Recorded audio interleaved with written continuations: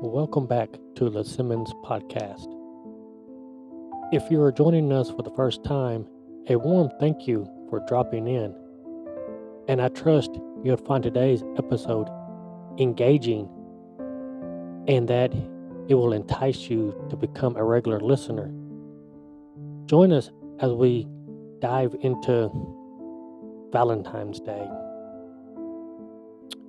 On Valentine's Day in 1929, a chilling chapter unfolded in the history of organized crime, bringing the St. Valentine's Day Massacre into the darkest corners of history. Amidst the battles for supremacy in Chicago's underworld, notorious mobsters such as Al Capone and Bugs Moran clashed, leaving a grim tally of 7 lives lost.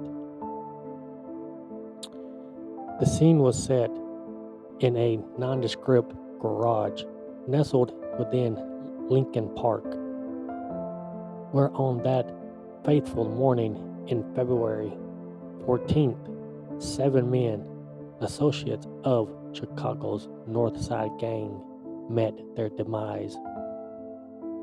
4 shady figures, 2 disguised as law enforcement officers, orchestrated the bloodshed, wielding weapons with deadly precision.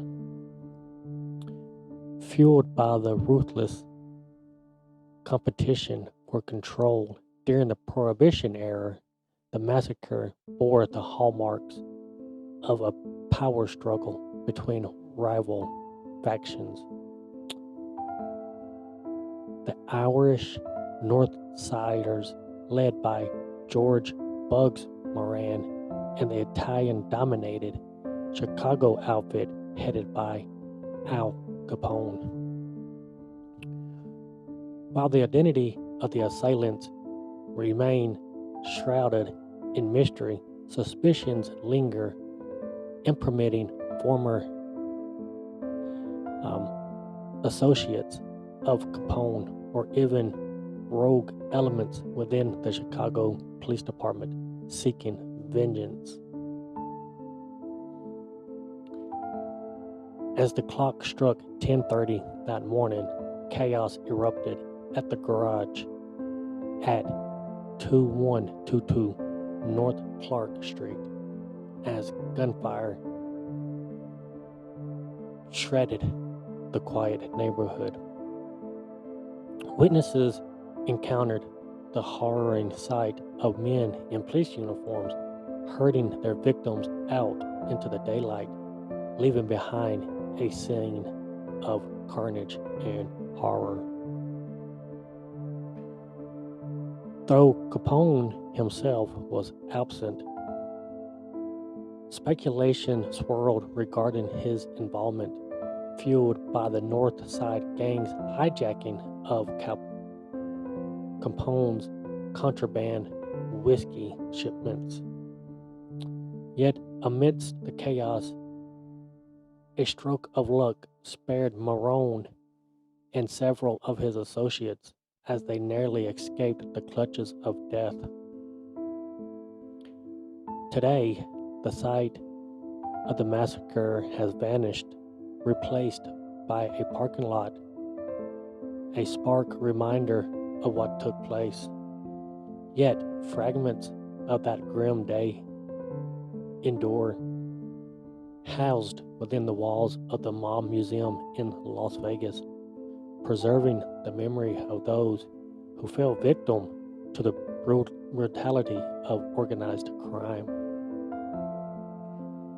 As we reflect on this dark chapter in history, let us not forget the origins of St. Valentine's Day, a day originally steeped in the tradition of courtly love and the veneration of a martyred saint. Amidst the commercialization, let us remember the courage of St. Valentine, a beacon of hope in these troubling times.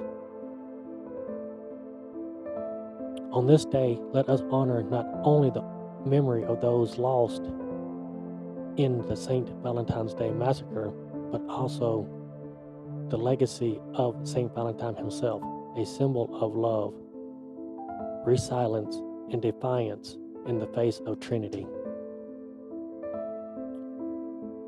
So there's a lot that has happened in February. We got Valentine's Day, we've got Black History Month. We were spending Valentine's Day with our loved ones, dinners, parties. Some of us getting engaged, that type of stuff. But we can't really forget about exactly what happened on this day. St. Valentine's Day, he was beheaded and killed for something that he thought was right. He was going out and marrying people. As we wrap up today's episode, we sincerely hope you found it enjoyable and insightful. Your feedback is valuable to us, so please don't hesitate to leave a comment or a suggestion. And don't forget to stay connected by liking, subscribing, and following us to stay updated on our latest releases. Thank you for tuning in today. And as all our podcasts end, like Jim Carrey says in The Truman Show, in case I don't see ya, good afternoon, good evening, and good night. Until next time, thanks for listening.